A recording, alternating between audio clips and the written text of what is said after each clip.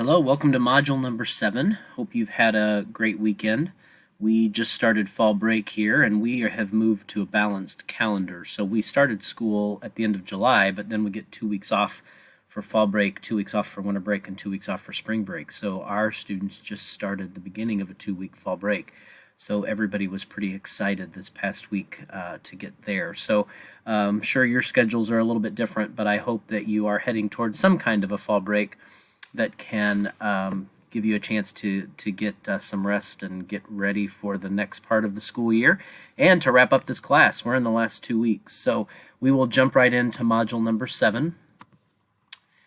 We're going to talk about self-reflection in this module, and you'll read about some self-reflection and hopefully some better self-reflection than is shown in this picture here.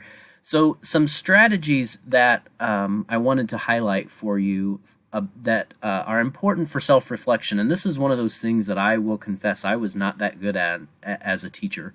I think I've gotten better at it the longer that I've been in education and as I've been in more administrative roles at reflecting on myself, but I felt like the pace of teaching was so much I would get through a day and I would never really take the time to reflect as much as I should have on what went well and what I could have improved upon.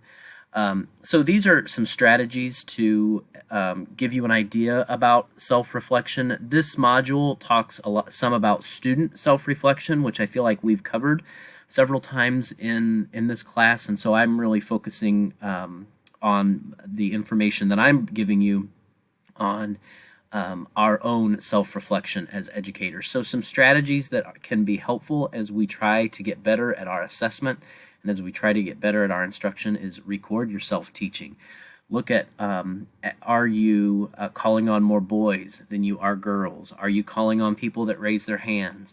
How are you doing that ongoing assessment through that discussion that can be so impactful in our classroom? Sometimes recording yourself can be a great strategy to see things that you miss when you're leading the lesson, particularly as it relates to how you're assessing students and how you're interacting with the students in your classroom.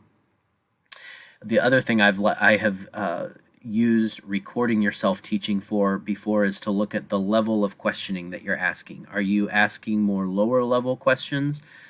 Yes, no, basic facts kinds of question, or are you getting into more higher level questioning? That's another thing that I think can be really helpful to record yourself so that you really have a good gauge on how you're doing with your questioning.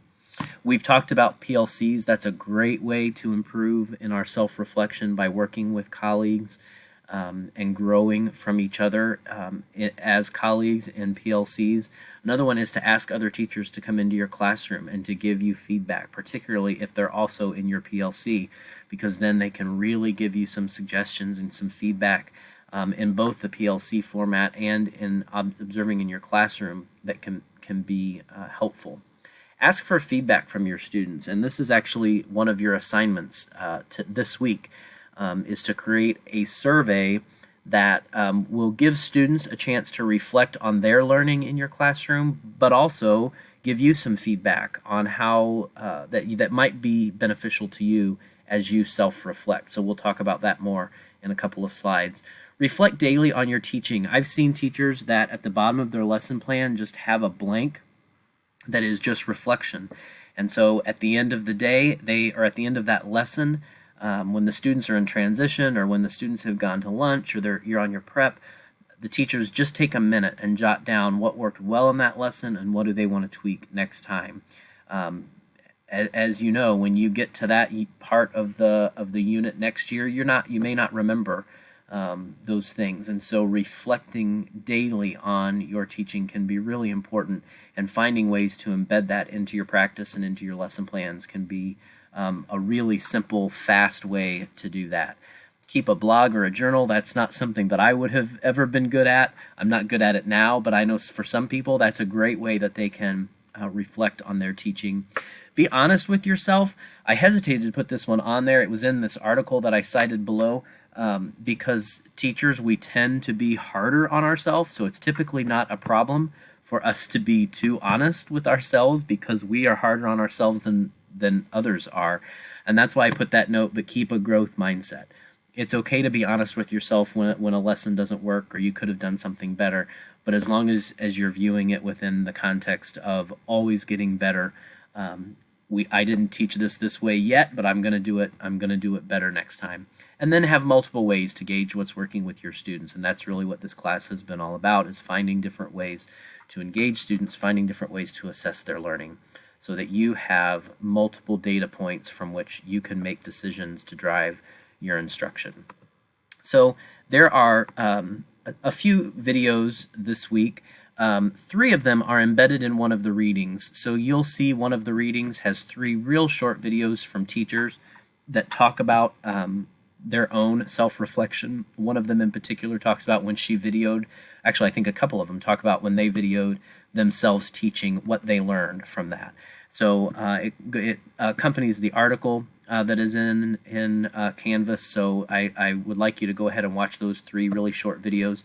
Then the next 2 videos may not seem that they go together, but I'm including them in this module mainly because of self-reflection. They are 2 videos that may challenge your thinking about assessment and may cause you to self-reflect, and that's what this course is all about as well. So the first video is one that I've used when I've taught this class before, and it kind of rocks people's worlds because she challenges the concept of learning styles.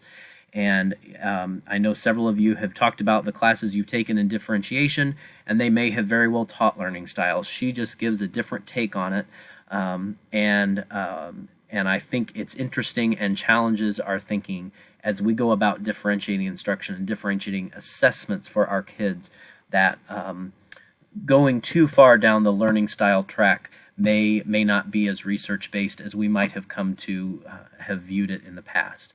And then Doug Reeves, you've seen a video from Doug Reeves before. He talks about big mistakes in grading, one being the 0, and he goes into detail about it. I don't need to go into detail with it as well, but really challenging our thinking about the 0 out of a 100-point scale, and what assigning a 0 for a student who didn't turn in work. So he challenges that thinking. And I know that some of these things are things that may be school decisions or district decisions.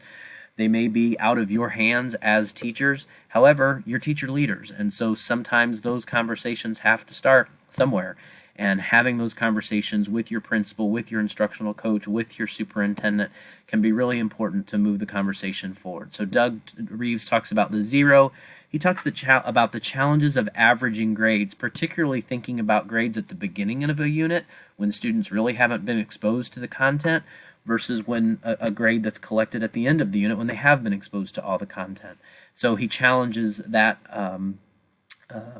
premise of averaging grades, not allowing retakes, and he'll go into detail about that, how important he views students being allowed to retake assessments, and then how many times we as teachers sometimes confuse behavior and academic performance. And so he advocates for a behavior grade, so that really the academic grades that students are receiving are focused solely on their knowledge of the curriculum being presented. So there are, between learning styles and these 4 things that Doug Reeves will talk about, I hope that there's some conversation starters in here and some things that challenge you about how you view assessment, how you view your instruction, that can help you in your reflection about your teaching practices.